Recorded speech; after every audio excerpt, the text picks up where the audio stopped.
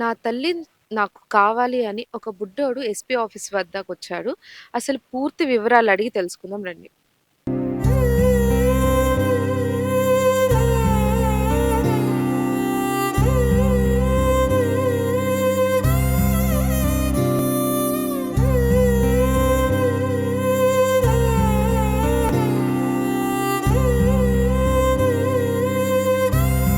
నాన్న చెప్పసలు నీ పేరేంటి? శ్రావణ్ కుమార్. శ్రవణ్ కుమార్ ఏ క్లాస్ చదువుతున్నావు? Fifth class. ఫిఫ్త్ క్లాస్ చదువుతున్నావా? ఎస్. ఇప్పుడు ఏంటి నువ్వెందుకొచ్చావు ఇక్కడికి? మా అమ్మ నాకు కావాలని ఎందుకు? మీ మమ్మీ ఎక్కడికెళ్లారు? వదిలిపెట్టి వెళ్ళారు. ఎందుకు ఎక్కడికెళ్లారు వదిలిపెట్టి?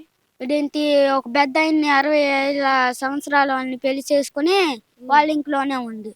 వాళ్ళ ఇంట్లోనే ఉందా? ఆ, మరి నువ్వెప్పటి నుంచి ఇక్కడికొస్తున్నావు? ఇప్పుడే రాతాను నేను. ఇప్పుడే రావటమా? ఇప్పుడు ఎప్పుడు వెళ్ళిపోయారు? పోయిన సంవత్సరం అక్టోబర్ నెల 12వ తారీఖు ఆదివారం. అప్పటి నుంచి నువ్వు ఒంటరిగానే ఉంటున్నావా? ఎవరితో ఉంటున్నావు? నేను అమ్మమ్మతో ఉంటున్నా. అమ్మమ్మతో ఉంటున్నావు. ఇప్పుడు మీ మమ్మీ నిన్ను వదిలేసింది వెళ్ళిపోయింది కదా, మరి మీ డాడీ ఏం చేస్తున్నారు? మా డాడీ చిన్నప్పుడే చనిపోయారు. ఎప్పుడు చిన్నప్పుడు అంటే? చిన్నప్పుడు అంటే అమ్మ కడుపులో 3 నెలలప్పుడు. నువ్వు పుట్టక ముందే నాన్న చనిపోయారు. ఆ, మమ్మీ లాస్ట్ ఇయర్ నేను వదిలేసి వెళ్ళిపోయింది. ఆ, ఇప్పుడు మీ మమ్మీ కావాలి. ఉమ్. ఇప్పుడు మీ మమ్మీ దగ్గరికి ఎప్పుడైనా వెళ్తున్నావా? మీ మమ్మీ ఎప్పుడైనా వస్తున్నారా? మా అమ్మ ఏం రావట్లే, కానీ నేనే వెళ్తున్నా.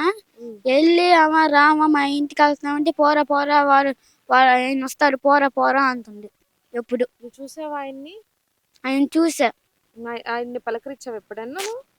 అసలు ఆయన ఎవరో కూడా నాకు తెలియదు. నీతో మాట్లాడారు ఎప్పుడైనా? ఎప్పుడు మాట్లాడలేదు నాతో. మీ మమ్మీ ఎప్పుడు నీతో ఇవ్వలేదా దాన్ని? తను కూడా నీతో మాట్లాడడం కానీ నిన్ను చూడటం కానీ? ఆహా, నన్ను చూశారు కాలంతలా, కానీ నన్ను చూశారు అనుకో అంటారు, కేకలు పడతారు. వాళ్ళకి పిల్లలు ఉన్నారా? పెళ్ళిళ్ళకి వచ్చే పిల్లలు. ఇప్పుడు ఏం కావాలి నీకు? నాకు న్యాయం కావాలి, మా అమ్మ రావాలి. మమ్మీ కావాలా నీకు? ఒక బిడ్డ తన భవిష్యత్తులో ఒక కీలక పాత్ర పోషించేది తన తల్లి మాత్రమే. అలాంటి ఒక తల్లి తన బిడ్డని అర్ధాంతరంగా వదిలేసి తను చూసుకొని వెళ్ళిపోవడం చాలా బాధాకరమైన విషయం. ఇప్పుడు ఆ చంటి పిల్లవాడు తన తల్లిని కోరుకుంటూ ఎస్పీ ఆఫీస్కి రావడం జరిగింది. మీరు కూడా చూసే ఉంటారు, తన బాధ వర్ణించలేనిదగినది. తన తల్లి తన దగ్గరికి రావాలని, తనకు న్యాయం కావాలని కోరుకుంటున్నాడు. మనం కూడా తన తల్లి తన దగ్గరికి రావాలని ప్రార్థిద్దాం.